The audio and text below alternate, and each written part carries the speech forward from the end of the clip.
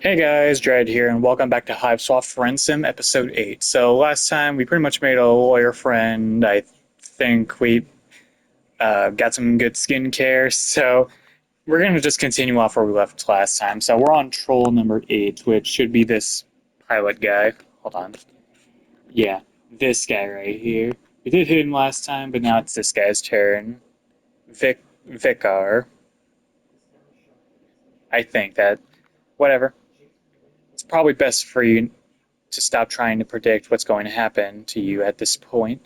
Everything that's happened so far on this planet has been kind of chaotic. In fact, you're ready for something more familiar. You head back to the site of your abandoned spaceship. Sure, it's smashed beyond repair, but it's a little slice of home. Maybe at least maybe at least one or two pieces of it are fixable. You march off in what you think is the right direction. But when you get there, you're not alone. The little guy in a hat and big goggles standing there, gazing at your spaceship, maybe assisting it. Hold on. As you watch, he breaks off a couple gears and stuffs them in his pocket. Hey, little bastard, that's mine. Hey, you clear throat loudly. Good, good galloping gravy. Why, I've never seen the likes of you before. What strange wonders and what strange wonders the heavens and rain down upon us today. You quickly lose any indication you were building up. He's smiling at you. His words seem at least somewhat amiable. And maybe you got all this wrong. Maybe this is the next person you're going to get chummy with. You get right to the chase. No point in beating around the ground leaf covering. That's probably what they call it on this planet. You let this guy know the perpetrator of the spaceship he's stripping and you're in mighty need of a new friend. A friend, eh? A but a bosom companion, a pal about town. I've seen nary a Tommen, Dickus, or Harry around these parts who might fit the bill. You're kind of trying to imply that this guy could be your friend. Is it too late to say that now? Try to imply it with your eyebrows. As for me, day-to-day matters here on Altaria interest me not. For I care only about hurtling at great speeds through the boundless expanse. This guy's definitely a pilot. Of the cosmos. Oh, a space pilot. That's right, space! It's It is spaceflight that consumes my every waking thought, and all my ardor. My duty as a future Altarian crusader, of course. No oxygen, no wind, total vacuum. That's the life for me, alright. Oh yeah, that doesn't sound good. Do they need oxygen? Flying in space, above the atmosphere, not within the realm of gravity's purview. Wouldn't have it any other way. Right. You get the feeling that you're missing something. This guy seems really defensive about his interest in spaceflight. Like maybe he's trying to say something totally different. Whatever it is, his initial conflict is clearly making its presence over your issues. This clearly takes whatever. He seems like a great candidate for a friend, despite the fact that his voice sounds like it belongs in a newsreel of World War II. Hey, I was doing it. I have just one query for you, Sport. If I may be so bold. Do you also like spaceflight? I wish I had a voice filter. Doing 1950s voice.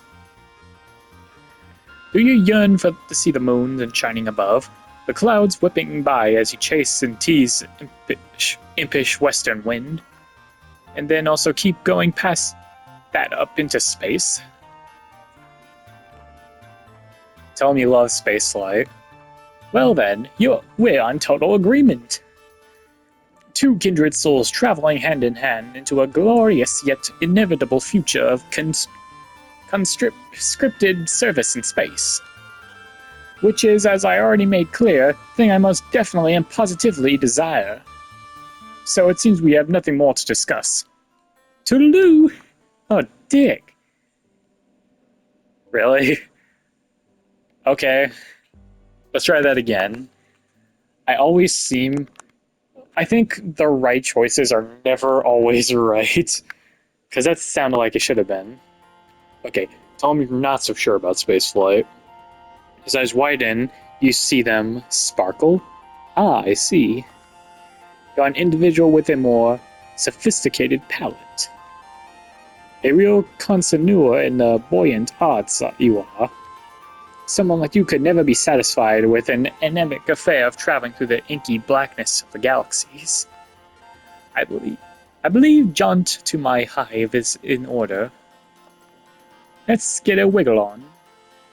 There's a lot going on there, but you understand that he wants you to follow him.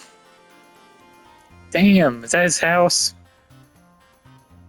The friendly guy takes you to a building where all the rooms seem to be balanced on a spindly looking stilts. The hive soars above you up into the sky. He gestures to a little platform attached to a pulley system, like a little elevator, brings you into a small dark room. Damn, this is a cool-ass house, actually. This house is pretty much what you would have guessed. The walls are covered in stars, maps, and pictures of spaceships. You notice that many of them have cheery slogans splashed across them, saying like, explore the galaxies, because you are quiet to fulfill your duty to society, and in this, travel, make friends, don't get cold. Your new friend doesn't seem too happy as he looks around the place.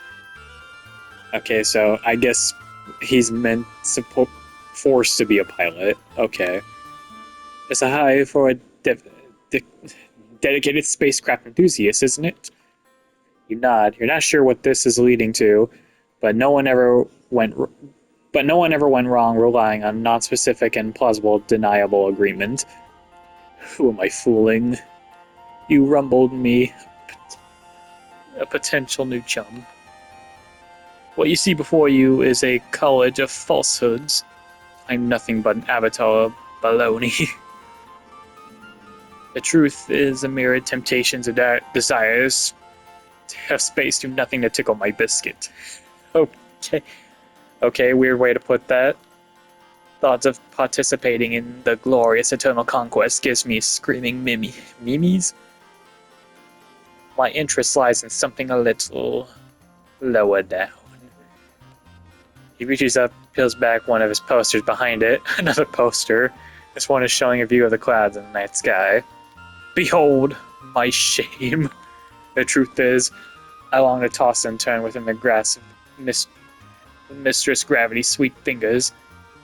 To travel the sky, can such thing... Okay, yeah. Okay, so he's still a pilot, just not a space pilot. Imagine flying with the confines of Alteria's very atmosphere, defying what very conventions of what we all know to be true. Instead of down, up, instead of falling, soaring. Can you imagine? Can you see it before you? Could you ever dream of the existence of such a flying machine? Tell him I'm gonna have to break it to him, I'm sorry. I'm telling him an airplane exists. I brought here to show you my truth. And here you treat me to mockery. An airplane, a plane that floats in the air. Oh god. Flying machines are serious business. I think you should leave. Ah. Bruh. Had to break it to him. Okay. Alright, let's try that again.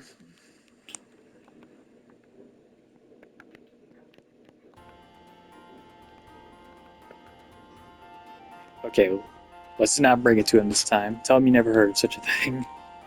Ah, but the future is ours to build, my strange-hued and unhoard Conrad.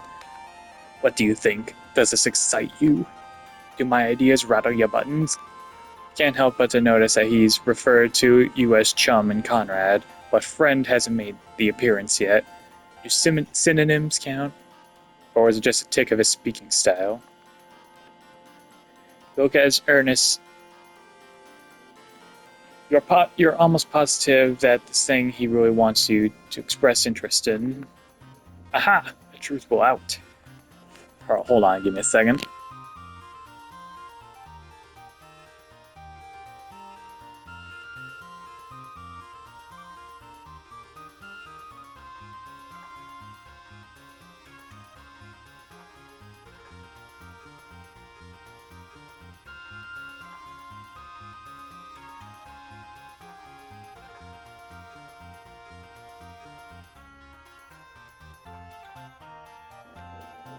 Alright, sorry about that, I'm back.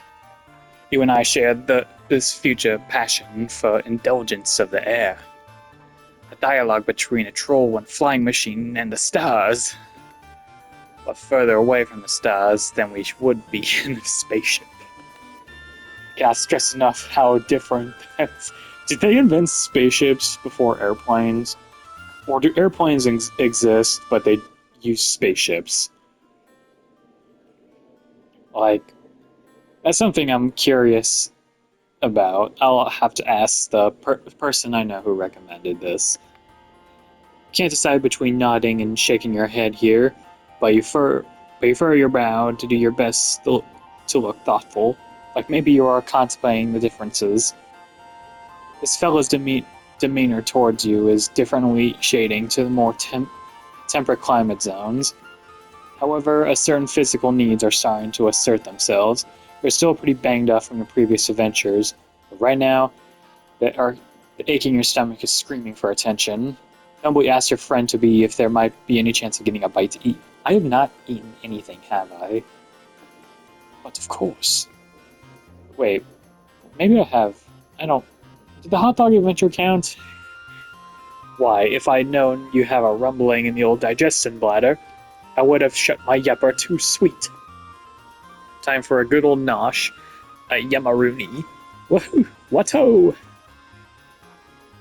Now, how should we obtain... This voice is hard. Could we venture into the great unknown? Which is to say, out of my hive. Or we could stay here and behold whatever twists and turns Lady Fate has in store for us in the nutrition block. What do you say, new timer? Either be lazy or go out to look for food. Let's see if he has anything. Tell him that any food he has in the house will be fine. Surely staying there will get you fed more quickly. No problem at all, my fine and fair fellow. However, I believe two kindred souls such as ourselves have more ways of communicating than mere words alone. I think I'm grasping the meaning behind your request. Signals from your transmitter pinging my Kennel Orb's receiver. I see what you're after is food for the soul. Definitely meant food for the body. You look for the opening where you might gently correct your new buddy, but he seems to be working himself out to say a lot more things. The delicatable nutrition is the troll's truest being craves. The sustenance of thought, of imagination, of desire, which is that which nourishes the self better than the finest scrub noodles. Art, passion, science. You must have a hankering to see my flying machine sign sketches. Despite your troubles, you can't help but to think his enthusiasm is kind of sweet. You nod weakly. Make one last attempt, indicating that food might strengthen you fully to appreciate his work. No need to worry. I am fully confident in your ability to take my glorious blueprints. You have shown yourself to be quite a sturdy noggin and a Dessering Renderbulb. I would welcome your input. Warmth blooms in your stomach. It feels nice to hear him compliment you. You're not sure what you've actively done to earn his praise, but you definitely don't want to ruin this now. Maybe seeing his designs will be fun, maybe even on an empty stomach. Maybe it will nourish your level that will help you forget about wanting food, earthly nourishment you thought you wanted. Tell him you're in. Not so fast. That which I am planning to reveal to you is what I keep closest to my torso pillar. It's not that I don't trust you, my footloose and horn-free conhort. I think I would like to trust you a little more for vetting myself. Displaying my bleeding organs to you before penetrating my gaze. which is a metaphor for exposing my portfolio. Might I trouble you to participate in a small trash trial? No problem, you tell him. But insists that you make yourself comfortable while he gets a few supplies. After a few minutes, he returns with a fistful of fabrics in different colors. Here's what I've been bouncing around the old brain box of mine, buddy-o. I'm going to tie this blindfold around your face. Then I'm going to give you some instructions. And then you're going to try and locate the case where I keep my treasure sketches. That's a terrible idea. If you can't find it, it's gotta mean we can trust each other deeply. Like two wings working in unison to achieve liftoff. If that's how wings work. I'm still trying to figure out the principles of matter. What a ride. Are you in for it? It's too late to turn back now. And really, you don't want to. It's kind of a relief that you have him tell you that what you can do to earn his friendship in plain terms. As well as plain as this guy's terms ever get. Give him a thumbs up. Now, we're on the trolley. He quickly ties a fabric around your face. Time is upon us. Time is... Bro, my voice is hurting from speaking like this. Time is an inherent flight for a deepening bond.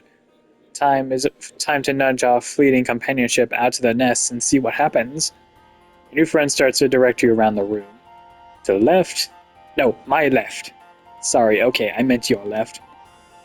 And now onwards to the glorious future that lies before us. Smile weakly, doing your best to follow his instructions. He sounds happy. You might be going somewhere. Almost to the doorway. A few steps forward, if you would be so... Wait! Fuck. You stagger backwards from the impact. You hear yourself wheeze. Shock totally knocked your lungs out of commission. Chest jerks, tiny contractions as you gasp for air. Oh, beans. Ding dang darn it! There's no pain, just intense pressure focused on the center of your face, right around where you ran into something face first. You pull out the blindfold as you hear footsteps. Probably means your new friend is rushing over to help. Gets the blindfold untied and his face swims into your vision. He looks utterly gobsmacked. Why, I'll be a Hornsby's grub food. Everything alright, new pal? Put your hand to your face, touch something wet. Sure enough, then you pull your fingers away, you're covered in blood. Oh. Your nose isn't gushing or anything, just sending out... Just know you're having a bad day. It's not so bad. Tell your acquaintance this, but he doesn't look any less horrified. I'm not even going to attempt to figure what that says. Hold on one second.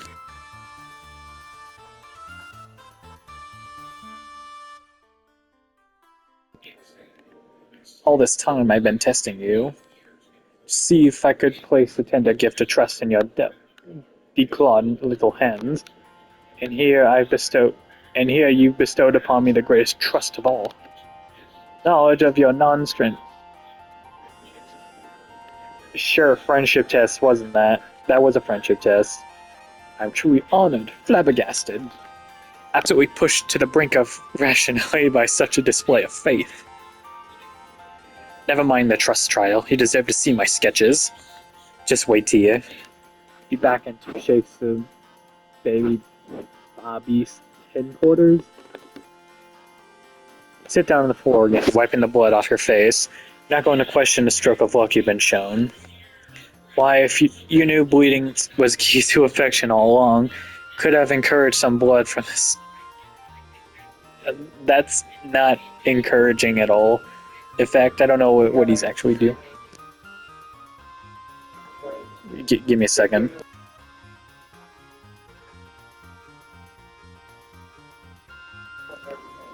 But no matter, you sniff the last of the blood back up into your nostrils, testing metal at the back of your throat. When your almost friend returns, he drops a big stack of papers onto your lap. Page 2 of the designs. First few are mostly variations of spaceships with little noses like How do you make it not reach escape velocity and less jet fuel? Shape that could be less aerodynamic. But as you keep going, designs get pretty interesting. Some rely on some big rotating sails to achieve lift. Another shows a light frame body attached to 4 jointed wings.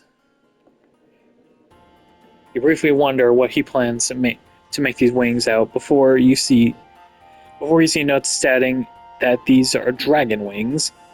A follow-up scribble takes flapping mechanism. Wow. I wish I had visuals. But hang on, take a closer look at the machine's frame. This guy's sketch is pretty detailed. The frame doesn't seem to be made of wood or aluminum as you expected, but smaller. An individual shape slashed together with some kind of cord. Maybe it's just aesthetic, but you think it looks like bones? Look back to the other designs that you look at. The sails on the other have a texture that might be leather or similar.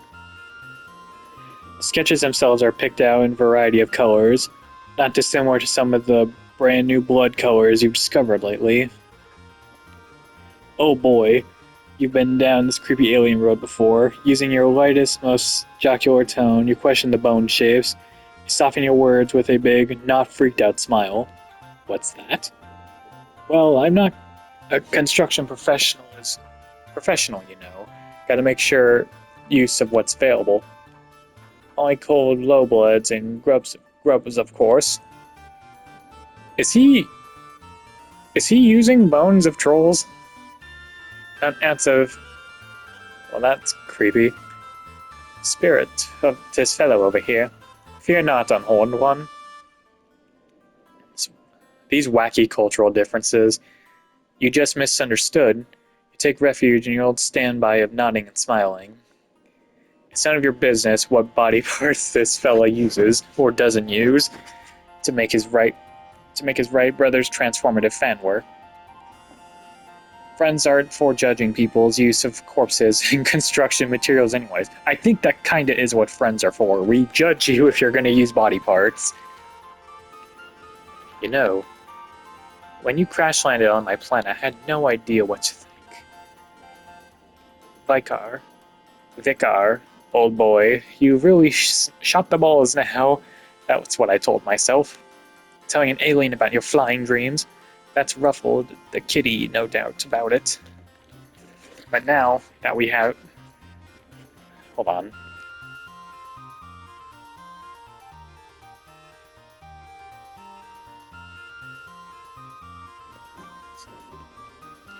But now that we are here, and you're having a looky-loo at my sketches, I think it might have been right for us to meet all along. Perhaps the work of Capra's Madam Destiny? Surely he's about to say that you're friends. You can almost taste a sweet friendship-affirming syllables coming from his mouth. You are just seconds away from confident F-word. Or are you? Maybe you misconstructed everything. You look back down at the sketches. Bones in this one, bones in that one. He says, these plans for all the bones of aliens like him. At least if you understood him correctly. They don't really look all that different from, well, the bones you are more familiar with, your own bones. Your bones, which have already gone through a lot today, and maybe seem to be kind of harvestable condition, if one was so inclined. Oh god. You're clear your throat. You say. He's not in the market for these materials right now, is he? Like, right now?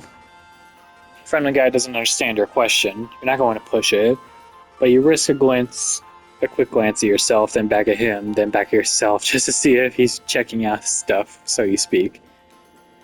When you look back at him, he looks angst. Oops. This is awkward. Very awkward. Heavens to biscuits. Is that what you think of me? You think I'm the type to start taking people's body parts all hingy? Oh, I fucked up. As if there aren't plenty of thoughtless, discarded rib cages to work with.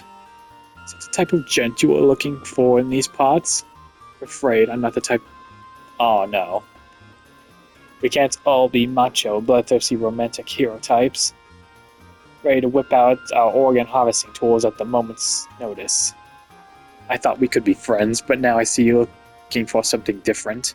My apologies. I think it's best you go elsewhere. Oh no. You want to correct the misunderstanding, but you're not fully sure what the misunderstanding is. This guy doesn't seem to be in any mood for friendship right now. You hang your head, look like this is a big waste of time. Fuck. Oh no, I ruined the friendship. Okay, let's gonna fix this one more time. It's gonna be a long video. Okay.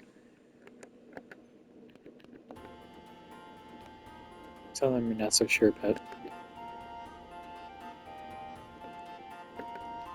Okay. Let's go out and look for food. I think that's what I messed up on.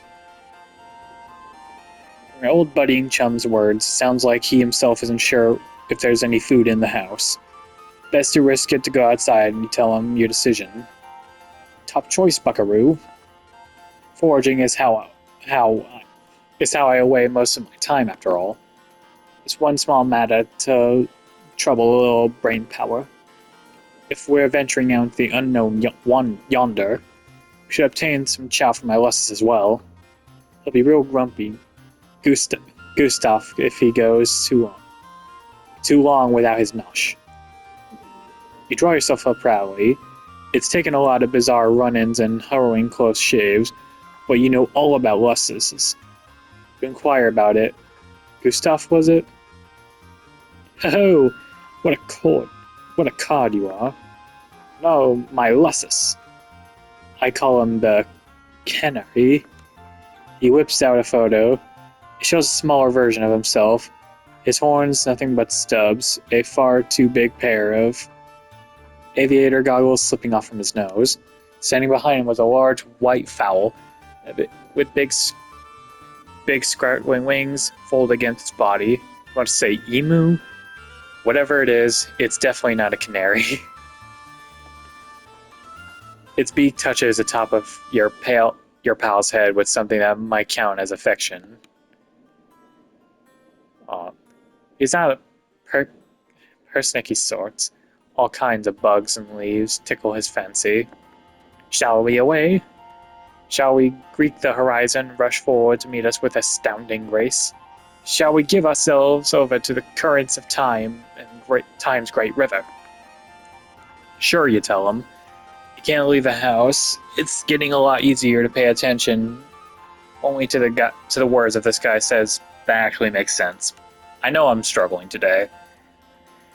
You kind of enjoy the way his way of speaking, though if nothing else, gives you a feeling that he's really excited about this food quest they're going on together.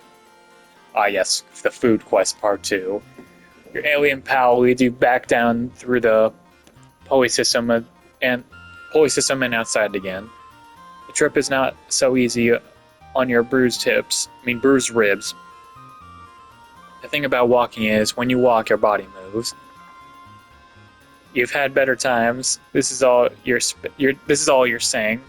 You indicated as much to your companion. Oh boy, I hear you. Moving while attached to Altera's surface is the worst kind of hooey. The moment when autonomous flight is invented trembles even closer to the present. Can you hear its approach? The walls of distant Calaxon, the call to adventure. It beckons forward through the years, a golden thread stretching ever onward to that glorious inevitability. That's not what you meant, but his excitement cheers you up a little. Maybe you will feel better in the future when someone invents flight on this planet. Certainly by the time you eat time, you'll either be further along in your healing or dead. Either way, thinking about that future brings a little rosy glows in your heart. Ask your buddy where you're going next. The world is all above your sea critter. We'll go wherever the wind calls our names. Great. But if it's a short-term answer you're inquiring after, There's a specific plant the canary likes to eat. It's got white petals and leaves as red, as a troll's moist lurid desire. You could you give a holler if your bulbs fall on something of that this is getting difficult and I'm tired. You really keep an eye out. Continue treading along beside him, wincing whenever your step jolts your injuries. Maybe a little conversation will help distract you. You ask a new friend what got him so interested in flying in the first place. What could be better? Up there, free of worldly concerns, the wind in your face and the horizons at your back, seeing the continents spread out below you, finally feeling that personal aesthetic is appropriate for the given circumstances. You chew over this one for a minute or two. It seems like what really makes this guy tick is travel and adventure thing. Or maybe that's just what you're getting from his general demeanor. Pretty much everything he said up until now. You're nervous to bring up anything that might make him dislike you, but in that interest of bonding, you forge ahead. Aren't there, you say with apprehension, maybe some similarities between flying and space travel? Like maybe being in a spaceship could satisfy some of these urges. What? There may be some superficial similarities to tick the common troll, but in essence, what the blood pusher and soul each, as different as a night and day, as a mountain and a ditch, a star and a mud puddle. Don't get a fellow wrong, space travel is fine. Well, it's the only way to satisfy our bloodthirsty and nearly immortal overlords. That's very ominous. And I look forward to such a time where I can be of service. In the eternal millstone of intergalactic conquest. But it's missing a punch of pizzazz. The kaboom! The chunky hunk of it all. Just as you feared, you stepped in it now. You're struggling to respond when the corner of your eye spot a cluster of white flowers. Relieved, you point them out to your companion, who races over to gather them, but when he holds one of them up, you can see that it has blue leaves, not red. Your shoulders droop. Seems like all you were doing is disappointing your buddy, who has been so nice to you, or at least that's what you think you've read between the lines of confusing speaking style. Fear not, my smooth-headed compatriot. These are not the lessest rations we sought. But this plant is people chow. What I mean to say is we can eat it. Since we are people, it's food for people, not food made of people, to be clear. Comes back with a fistful of flowers and hands you one of the blue leaves. You're not sure if that food is safe for your buddy will be safe for you as well, but at this point you don't have much to lose. Besides, with the way your stomach is groaning, might as well be perfectly seared steak. You put it in your mouth. Chewing on the leaf, you feel a little more affectionate towards this guy than before.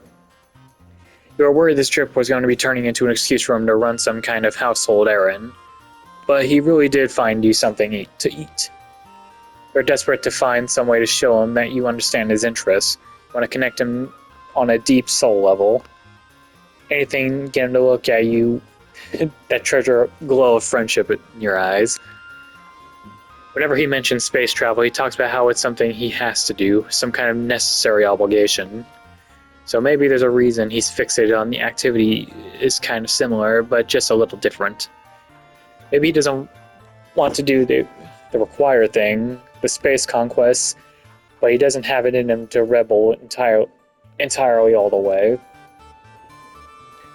Maybe airplane flight or whatever similar thing he's envisioning is a compromise between what he has to do and what he wants to do. It balanced like all must find in order to live as an individual in a society that shapes one's desire from birth. You cautiously open your mouth, heart pounding, and you venture to ask your pal if he maybe rather not satisfy his demands of bloodthirsty overlords. If maybe part of him wants to get into a real flying machine and, well, leave for real. That's. He seems taken aback. Maybe you should never have said it. What a huge mistake. You probably pushed this friendship out of your reach for good now. Panicking, you point to the side, yelling that you see a big field of white flowers in that direction. Potential new friend leaps into action, seemingly also glad to be given a reason not to answer this question. He races forward the direction you indicated. In a matter of seconds, there's a yelp and your new acquaintance vanishes instantly. You realize your error. You didn't look where you were pointing. While walking, you unwittingly came close to the edge of a large cliff, which your companion has now disappeared over. You race to the side, your stomach fuddling with fear. Is absolutely the opposite of what you wanted. You look down in horror. Your friend looks approximately how you felt when you first crash landed on this dark planet. His face frozen in shock, but one leg is twisted underneath him in a nasty way. We're not familiar with his alien anatomy, but you're almost positive that shouldn't look like that. You call out to him in distress, sure he's going to castrate you for the mistake. Strangeness of his language won't make it hurt any less to lose a guy's trust forever. What-o? Kale? His voice floats up from the ground below, weak but somewhat joyful? It's possible he's not angry. Oh, joyous happening. Oh, delight for the body and spirit. Did you see? Did you being absorbed what occurred before your very visage? I flew, soared through the air. Just a moment, but it happened. Wow. Well, I fulfilled his wish after breaking his leg. You hesitate. Is it really possible that he could be taking this well? Maybe your big fuck-up was a step in the right direction after all? It's definitely a little worrying to hear him celebrate a dangerous fall. But none of that matters if you can secure friendship at last. My strange associate, come on down here. We'll celebrate in grand fashion this eve. How did you know? That brief scion through unfettered air would bring me such joy. You're a fine fellow. A truly suburb friend. Your heart lifts with joy. He said it. Of course, you now have to find a way to climb down a cliff with your messed up ribs, not to mention figure out how to transport someone with a broken leg back up to the house. Not really sure if that's possible, or when the adrenaline that's got you this far will give out and force you to succumb on your own pain. But with a night full of difficulties ahead of you, you can ask for a better plan than knowing that you face them hand in hand with your friend. Assuming he didn't hurt his hands as well. No matter, you did it. Yeah. Okay, that's where I'm going to end it today. So if you guys enjoyed, I'll talk to you on the next one, and see you tomorrow. Goodbye, friends.